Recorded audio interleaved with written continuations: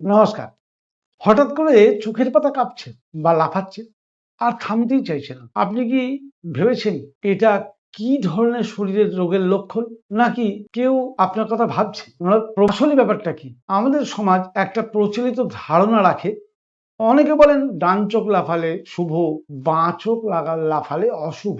কিন্তু বিজ্ঞান এ ব্যাপারে কি বলে সেটা তো সবার আগে জানার দরকার। আজকের ভিডিওতে আমি আপনাদের সঙ্গে আলোচনা করব চোখ লাফানোর আসল কারণ কি, কখন এটা বিপদের সংকেত হতে পারে, আর কিভাবে প্রাকৃতিক উপায়ে এটা বন্ধ করা যায় একদম ঘরে বসেই।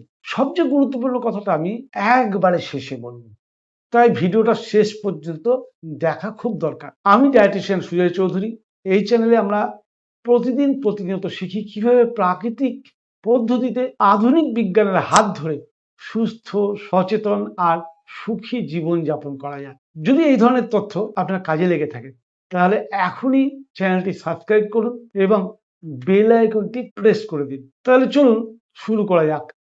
চোখের পাতা হঠাৎ কাঁপা এমন একটা অভিজ্ঞতা যা প্রায় প্রত্যেক মানব জীবনের কোনো না কোনো সময়ে প্রত্যেকে অনুভব করেছেন। কখনো কয়েক সেকেন্ডের জন্য হয়, কখনো কয়েক মিনিটের জন্য হয়, আবার কখনো কারোর ক্ষেত্রে ঘন্টার পর ঘন্টা বা কয়েক দিন পর্যন্ত চলতে পারে। এই সময় মানুষের মনে নানা ধরনের চিন্তা আসে।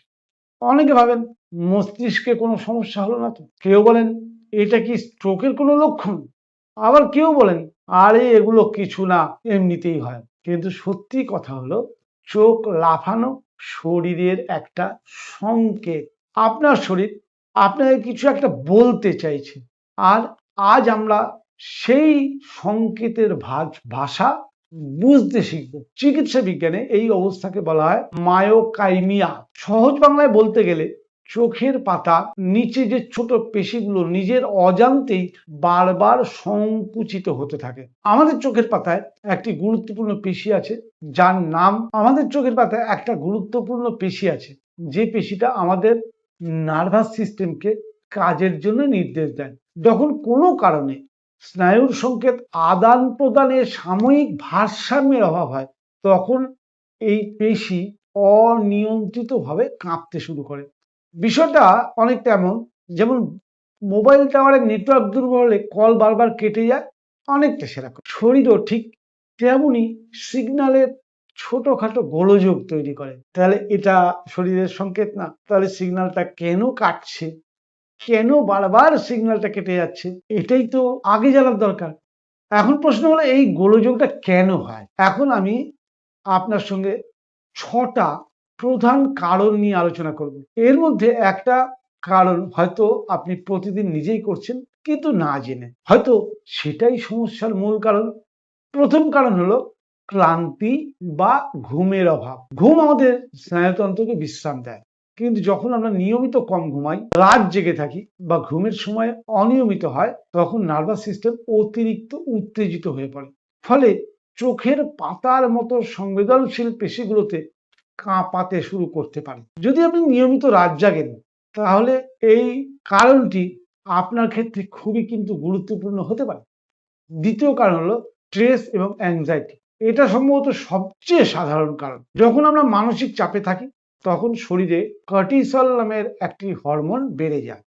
এই হরমোন শরীরকে সবসময় সতর্ক থাকতে সাহায্য করে। ফলে পেশি ও স্নায়ু স্বাভাবিকের তুলনায় সবসময় অ্যাক্টিভ, বেশি উত্তেজিত থাকে এবং তখন চোখের পাতা, ঘাড় বা কাঁধের পেশিতে অনিচ্ছাকৃত কাঁপুনি দেখা দিতে পারে। একটু ভেবে দেখুন তো, সম্প্রতি কি আপনি খুব বেশি মানসিক চাপের মধ্যে রয়েছেন? কমেন্টে আমাকে জানান। তৃতীয় কারণ হলো অতিরিক্ত ক্যাফেইন। চা, কফি আমাদের দৈনন্দিন জীবনের অংশ।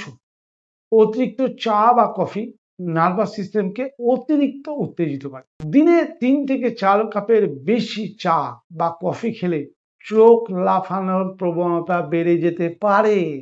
অনেক সময় মানুষ অন্য সব কারণ খুঁজতে থাকে, অথচ সমস্যার যে মূল কারণ থাকে অতিরিক্ত চা বা কফি সেটা খুঁজে পায়। মানে কিরকম, চশমা নিজের চোখে রেখে গোটা বাড়ি খুঁজে বেড়ানো চশমা কোথায়, ব্যাপারটা এরকম। চতুর্থ কারণ হলো আই স্ট্রেন বা চোখের অতিরিক্ত পরিশ্রম। আজকাল আমরা ঘন্টার পর ঘন্টা মোবাইল, ল্যাপটপ বা টিভির দিকে তাকিয়ে থাকি। ফলে চোখের পেশিগুলো দীর্ঘ সময় ধরে কাজ করতে বাধ্য হয়। বিশ্রাম না পেলে এই পেশিগুলো ক্লান্ত হয়ে পড়ে, আর সেই ক্লান্তির প্রকাশ হতে পারে চোখের পাতা কাঁপা।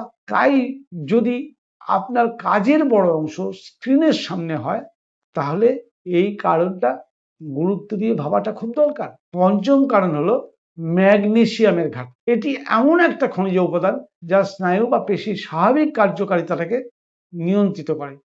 ম্যাগনেসিয়াম কমে গেলে স্নায়ুর সংকেত স্বাভাবিক থাকে না। ফল পেশিতে টান ধরা, খিঁচুনি বা কাঁপুনি দেখা দিতে পারে। অনেকেই জানেন না, আধুনিক খাদ্যের যে অভ্যাস, সেই খাদ্যাভ্যাসের কারণে ম্যাগনেসিয়ামের ঘাটতি এখন বেশ সাধারণ। ম্যাগনেসিয়ামের কথাটা মনে রাখবেন। আরো একটু পরেই আমি বলবো কোন প্রাকৃতিক খাবারে এই ম্যাগনেসিয়ামটি পাওয়া যায়। ষষ্ঠ এবং শেষ কারণ হলো শরীরে জলের অভাব। যখন শরীরে পর্যাপ্ত জল থাকে না, তখন সোডিয়াম, পটাশিয়াম এবং ক্যালসিয়াম এর মতো গুরুত্বপূর্ণ ইলেকট্রোলাইটের ভারসাম্য নষ্ট হয়, ফলে স্নায়ুর কাজে ব্যাহত হতে পারে। আর তাই ফল হিসাবে চোখের পাতার মতো যে সংবেদনশীল অংশগুলো, সেগুলো কাঁপুনি দেখা দিতে পারে। এখন একটা গুরুত্বপূর্ণ বিষয় বলি, আপনাদের সঙ্গে আলোচনা করি, সেটা হচ্ছে বেশিরভাগ ক্ষেত্রে চোখ লাফালো নিরীহ এবং সাময়িক ব্যাপার, আমরা ইগনোর করে যাই। কিন্তু কিছু পরিস্থিতিতে অবশ্যই চিকিৎসকের পরামর্শ নেওয়া উচিত। যদি কাঁপুনি মুখের ভেতরের অংশে ছড়িয়ে পড়ে, যদি চোখ বন্ধ হয়ে যায় এবং খুলতে অসুবিধা হয়, যদি দৃষ্টি ঝাপসা হতে শুরু করে, যদি কয়েক সপ্তাহ ধরে কাঁপুনি চলতেই থাকছে কিন্তু থামছে না, এরকম যদি হয়, অথবা যদি মুখের একদিকে টান অনুভব হয়, তাহলে এগুলো একজন বিশেষজ্ঞ চিকিৎসকের সঙ্গে অবশ্যই পরামর্শ করা উচিত। তবে সুখবর হলো, অধিকাংশ মানুষের ক্ষেত্রে এমন কিছু থাকে না। আর তাদের জন্যই এখন বলবো সবচেয়ে কার্যকর প্রাকৃতিক সমাধান। প্রথমে সমাধান ঘুম ঠিক করা। প্রতিদিন 7 থেকে 8 ঘন্টা ঘুম নিশ্চিত করা উচিত। ঘুমানোর অন্তত 30 মিনিট আগে মোবাইল বন্ধ করা উচিত। গভীর ও পর্যাপ্ত ঘুম নার্ভাস সিস্টেমকে পুনরায় ভারসাম্যে ফিরিয়ে আনতে সাহায্য করে।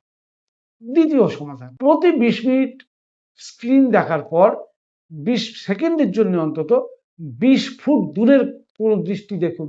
প্রথম 20 মিনিট আপনি স্ক্রিন দেখলেন, 20 সেকেন্ড দরকার নেই, খুব অল্প সময়, 20 সেকেন্ড 20 ফুট দূরত্বের জিনিস দেখুন, আবার আপনি স্ক্রিনে ফিরে আসুন, অসুবিধা নেই। এই ছোট অভ্যাস, যেটাকে আমরা বলি 20-20, এই ছোট অভ্যাস আমাদের চোখের পেশিকে বিশ্রাম দেয়। তৃতীয় সমাধান, উষ্ণ সেঁক। একটা পরিষ্কার কাপড় হালকা গরম জলে ভিজিয়ে চোখের ওপর 5 থেকে 10 মিনিট রাখুন। ছোটবেলায় দেখেননি মা মাসিরা আঁচল মুখের ফু দিয়ে গরম করে চোখের ওপর দিতেন? সেটাও করতে পারেন। তাতেও ওই উষ্ণ সেঁক চোখের প্রশান্তি দিতে পারে। এটা চোখের যে পেশি, সে পেশিগুলোকে শীতল করে এবং গরমের ফলে রক্ত সঞ্চালন বাড়ায়। দিনে 2 থেকে 3 বার করলে ভালো ফল পাওয়া যায়, আপনি করে দেখতে পারেন। চতুর্থ সমাধান, ম্যাগনেসিয়াম সমৃদ্ধ খাবার, যেমন কলা, কুমড়োর বীজ, পালং শাক, বাদাম, আখরোট এবং স্প্রাউটেড ফর্ম, যে কোনো স্প্রাউট, তাতে ম্যাগনেসিয়ামের সোর্স প্রচুর। অতএব ম্যাগনেসিয়াম প্রাকৃতিকভাবে শরীরকে দেওয়াটা খুব দরকার। এই খাবারগুলো স্নায়ু ও পেশির স্বাভাবিক কার্যকারিতাকে সমর্থন করে। পঞ্চম সমাধান, পর্যাপ্ত জল পান করা। দিনে অন্তত 8 থেকে 10 গ্লাস জল পান করার চেষ্টা করুন। সকালে উঠে পেট ভরে আগে 2 গ্লাস জল খান, উষ্ণ জল। এই অভ্যাস গড়ে তুলতে পারেন, প্রচুর লাভ। যে ডাবের জল খাওয়া দরকার, ডাবের জল হচ্ছে পৃথিবীর সেরা প্রি ডাইজেস্টেড ফর্মের, কি বলবো, ওআরএস বলতে পারেন। পয়সা দিয়ে ওআরএস না কিনে ডাবের জল খান, সমস্ত মিনারেলস আছে ওর মধ্যে। ষষ্ঠ সমাধান, ক্যাফিন কমান। দিনে সর্বোচ্চ 2 কাপ চা বা কফির মধ্যে সীমাবদ্ধ থাকার চেষ্টা করুন। আমি বলবো না ছেড়ে দিন, তাহলে তো আরো ভালো। বিশেষ করে বিকেলের পরে ক্যাফিন এড়িয়ে চলা উচিত। পরবর্তী ক্ষেত্রে তুলসী চা, আদা লেবুর জল বা ক্যামোমাইল চা পান করতে পারেন। এগুলো স্নায়ুতন্ত্রকে শান্ত রাখতে সাহায্য করে। এবার আসি আমার সবচেয়ে পছন্দের সমাধান, সপ্তম সমাধান। এটি চোখে গভীর বিশ্রাম দিতে একটা সহজ পদ্ধতি। প্রথমে 2 হাত 30 সেকেন্ড ঘষে গরম করুন, এভাবে ঘষে গরম করুন। গরম করে গরম হাতটা চোখের ওপরে 30 সেকেন্ড দিয়ে রাখুন। এটা আমার কাছে সবচেয়ে সহজ মনে হয়েছে এবং চোখের হেলথের জন্য খুব ভালো পদ্ধতি। 30 সেকেন্ড ধরে গরম করুন, তারপরে চোখের ওপরে ওই গরমটা যতক্ষণ উষ্ণতা হাতের তালু গরম থাকবে ততক্ষণ চোখ ঢেকে রাখুন। তবে চোখের উপরে খুব চাপ দেবেন না। এই অবস্থায় 2 থেকে 3 মিনিট থাকুন, শুধু অন্ধকারকে অনুভব করুন, তারপর ধীরে চোখ খুলুন। দিনে 2 বার, সকালে এবং রাত্রে এই অভ্যাসটা করতে পারেন। এখন পুরো বিষয়টা নিশ্চয়ই আপনার সামনে পরিষ্কার হয়ে গেছে। চোখ লাফানো সাধারণ শরীরের একটা সংকেত।